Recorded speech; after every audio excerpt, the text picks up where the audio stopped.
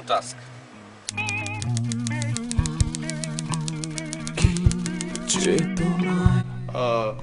অ্যালবামের আসলে আমাদের অনেক দিন ধরেই অ্যালবামের কাজটা করার কথা ছিল, বাট প্রত্যেকটা মেম্বারেরই পার্সোনাল কাজ ব্যস্ততার কারণে দেখা যাচ্ছিল যে অ্যালবামটা আগাচ্ছিল না।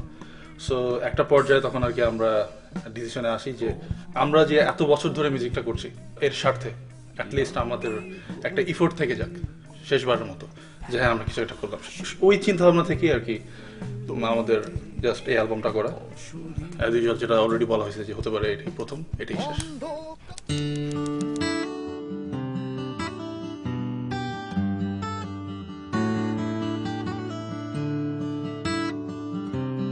চ্যারিটি করার রিজন যেটা সেটা হচ্ছে আলটিমেটলি যেই পরিমাণে মিউজিক ডাউনলোড হচ্ছে ইন্টারনেট থেকে, যে জেনারেশনের ছেলেদের নিয়ে মেয়েদের নিয়ে আমরা কাজ করি, যারা আমাদের টার্গেট অডিয়েন্স, তাদেরকে আসলে বলে লাভ নাই, বলে বুঝাইতে পারবেন না যে stop doing piracy and stop doing download. Internet is accessible, সবাই ইন্টারনেট ইউজ করতে পারে এখন। This guys won't listen until there is a reason to listen, so we are actually trying to give them a reason. এই অ্যালবামটা কিনে you are doing charity, you are doing for a good cause. Charity করার আরেকটা reason যেটা, সেটা হচ্ছে এখান থেকে যে আমাদের রেভিনিউটা আসছে সেটা আমরা জাগো ফাউন্ডেশনকে দিয়ে দিচ্ছি। সেখানে অনেক গরিব ছেলেপেলেরা পড়াশোনা করে। আমার নিজেরও দুটো বাচ্চা আছে যাদের ভরণ পোষণ দিচ্ছি আমি। তো আমার একটা আছে, আমার সাইফের একটা আছে, রাইট, নয়ন বাচ্চা নয়ন। তো সেখানে দিলে যেটা হবে, মানে আমরা তো ওখানে অনেকদিন ধরে ইনভলভ আছি, আর as a band, as a individual বলেন, আমরা এতটুকু এফোর্ড করতেই পারি, ছোট কন্ট্রিবিউশন রাখতে চাই আর কি। একটা কন্ট্রিবিউশন রাখলাম, অ্যাটলিস্ট আমরা এটা করে শুরু তো করলাম।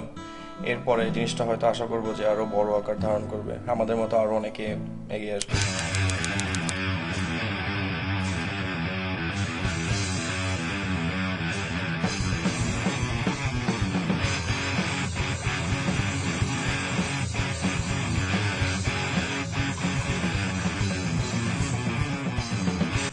ওয়ার্ল্ড ওয়াইড যে কোনো মুভমেন্টের হিস্ট্রি যদি আমরা দেখি, যে কোনো, এবং starting from Renaissance, Leonardo da Vinci থেকে শুরু করে এখন পর্যন্ত যত মুভমেন্ট হয়েছে, প্ল্যাটফর্মটা সবসময় সেম ছিল আর্টের। শুধুমাত্র মিউজিক কখনো একটা রেভলিউশন আনতে পারেনি, কখনো সবসময় মুভিজ, আর্ট কখনো একটা রেভলিউশন একা কেউ আনতে পারেনি। So if you need a revolution, if you want your next generation to think different, then সবগুলো আর্টের মিডিয়াকে একটা প্ল্যাটফর্মে আসতে হবে।